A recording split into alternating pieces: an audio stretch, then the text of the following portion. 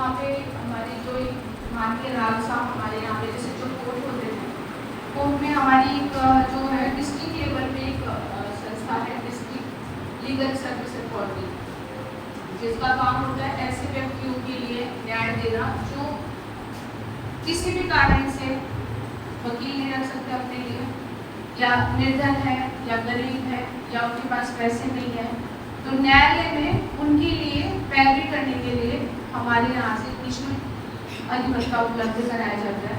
और जो हमारी ये जो संस्था है, इसी का मुख्य उद्देश्य है कि आम लोगों तक हर चीज़ के बारे में, जो बच्चे हैं, आप लोग बच्चे हो, आपको इस टॉपिक पे अपनी जानकारी देना। जो लीगल कैंप होते हैं, अवेयरनेस कैंप होते हैं, वो ऑर्गेनाइज करते हैं हम लोग, और हम हर जगह जाते हैं, हम हर जगह इस टॉपिक्स पे बात करते हैं। एक शिकायत पेटी जो है हम लोग हमारे साथ रखते हैं। कई बार जैसे कोई बच्चा बोल नहीं पा रहा है, ऐसी कंडीशन है कि वो खुद भी इन्वॉल्व हो गया, उसको लगता है कि यार मैं बताऊंगा तो मैं भी फंस जाऊंगा, वो किसी से कह नहीं पाता, जैसे ना पेरेंट्स से कह पा रहा है, ना टीचर से कह पा रहा है, ना वो किसी से कह पा रहा है, और इसी वजह से वो अंदर ही अंदर उस चीज़ को घुटता रहता है, वो बोल नहीं पाता। तो इसलिए हमने एक ये शिकायत पेटी भी स्कूल्स में रखने का किया है, ताकि कोई भी बच्चा जो अपनी बात कह नहीं सकता, या उसको लगता है कि हमारी बात जो है प्रॉपर वे में वहाँ तक पहुँच जाए, तो वो अपनी शिकायत इसमें डाल सकता है लेके। ये बिल्कुल गोपनीय है, इसको हम ही ले जाएंगे, हम ही खोलेंगे, हमारे स्तर पे ही हम उसको रिजॉल्व करने की कोशिश करेंगे। इसमें कोई भी बच्चा अगर ऐसा है तो उसको भी कोई डरने वाली बात नहीं है, उसको भी गोपनीय रखा जाएगा। ऐसा नहीं है कि भाई उसको यूँ लगे कि नहीं मैं क्या होगा, बाद में कोई बात होगी तो मुझे ऐसे मिलेगा पनिशमेंट, वैसे मिलेगा। तो इसलिए ही इसका नाम दिया गया कोर्ट वाली दीदी, क्योंकि हम लोग कोर्ट से हैं, तो इसलिए कोर्ट वाली दीदी का नाम दिया गया है। और आप लोगों के लिए हम यहाँ रखे जाएंगे, खास करके गर्ल्स जो हैं, गर्ल्स अगर चाहे तो मैं मेरा मोबाइल नंबर भी यहाँ पे छोड़ के जाऊँगी। कोई भी किसी को भी कोई बात हो, कोई शिकायत हो, कुछ कहना हो जो वो नहीं कह पा रहे हैं और उनको लगता है कि भाई हमसे कहने से सॉल्यूशन हो जाएगा, तो वो डायरेक्ट मेरे को भी फोन कर सकते हैं, मेरे को भी कह सकते हैं। किसी बच्चे का कोई भी मेरे से प्रश्न पूछना है या कोई क्यूरियोसिटी हो, कुछ जानना है, तो वो पूछ सकता है मुझसे, तो कोई भी पूछ सकता है। सारे बच्चे अच्छे से खेलते कूदते हैं स्पोर्ट्स में। Good morning class. First of all, I thank respected principal sir for giving me this opportunity to speak. And sir, ma'am मैं आपसे दो क्वेश्चन पूछूंगा जो कि बिल्कुल अंदर से आए मेरे। और जैसे आपने बात किया, आज आपने बच्चों की काउंसलिंग की और उनको ये भी बताया कि ऐसी संगत से दूर रहना है जो गलत है। बेसिकली मेरे जैसे एज अ विद्यार्थी मेरे जीवन में तीन बहुत बड़ी पर्सनालिटीज होती है। फर्स्ट ऑफ ऑल हमारे पेरेंट्स, दूसरे टीचर्स और तीसरे हमारे दोस्त। ये तीन जो बड़ी पर्सनालिटीज हैं, इनमें से हमने दो की बात कर ली। लेकिन आज मैं देखता हूँ, ऐसा मत समझना कि मैं मेरे पेरेंट्स की बात कर रहा हूँ, लेकिन मेरा मोटिव ये है कि आज का जो पेरेंटिंग है वो थोड़ी सी कमज़ोर होती हुई दिख रही है।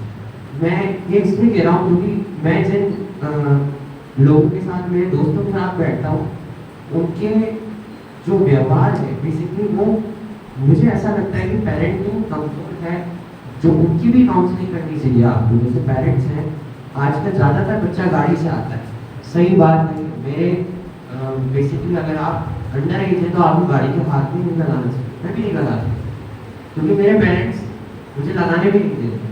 ऐसे ही मैं चाह रहा हूँ कि अगर आप पेरेंटिंग को लेकर के काउंसलिंग करें पेरेंट्स के साथ, तो वो भी बहुत ज़्यादा अच्छा होगा।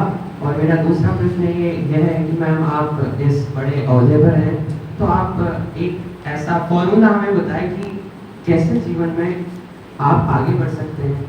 क्या जैसे डिसिप्लिन है, कैसा डिसिप्लिन होना चाहिए, क्या आपको फॉलो करना चाहिए इस एज में, ताकि आप बड़े अहदे पर पहुंच सकें। तो मैम ये मेरा प्रश्न है। बहुत अच्छा, बहुत बढ़िया।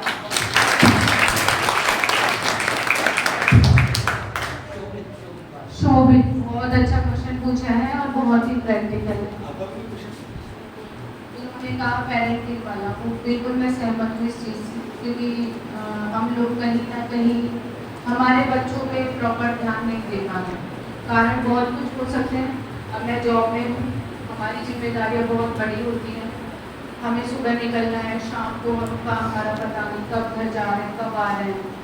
तो कहीं ना कहीं हमारा जो एक बच्चे हैं वो जो प्यार इसमें और जो टाइम हम उनको देना चाहिए वो नहीं दे पा रहे। तो ये तो एक ग्राउंड हो गया जो जेन्युइन ग्राउंड है। लेकिन फिर भी मैं पर्सनली मेरी बताऊँ तो मैं जाते ही है ना मेरे बच्चों को चाहती हूँ मेरे पास ही रहे। लेकिन आजकल के बच्चे भी ऐसे हैं कि उनको प्राइवेसी पसंद होती है, उनको यूँ लगता है कि नहीं बस हम खेलते रहें, उनको नहीं है जरूरत कि मम्मी की बात बैठे हैं लोग बात करें। ठीक है वो अपनी जगह है, लेकिन फिर भी ये आपने बिल्कुल सही कहा है कि पेरेंट्स को भी इन्वॉल्व करना चाहिए। और ये हम लोग आगे इस चीज़ पे भी बात करेंगे कभी जब हमारे कुछ प्रोग्राम्स होंगे तो उसमें हम इन्वॉल्व करेंगे हम लोगों को। और इस तरह में आपके प्रिंसिपल से रिक्वेस्ट कर सकती हूँ सर से कि जब भी पेरेंट्स टीचर मीटिंग होती है तो एक लंबा टाइम उनको दें।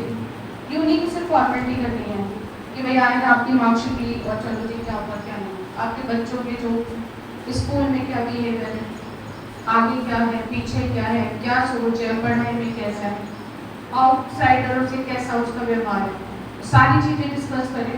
और पेरेंट्स को भी ये चाहिए कि वो सारी चीज़ें पूछें। तो बिल्कुल सही क्वेश्चन है आपका और मैं बिल्कुल एग्री हूँ।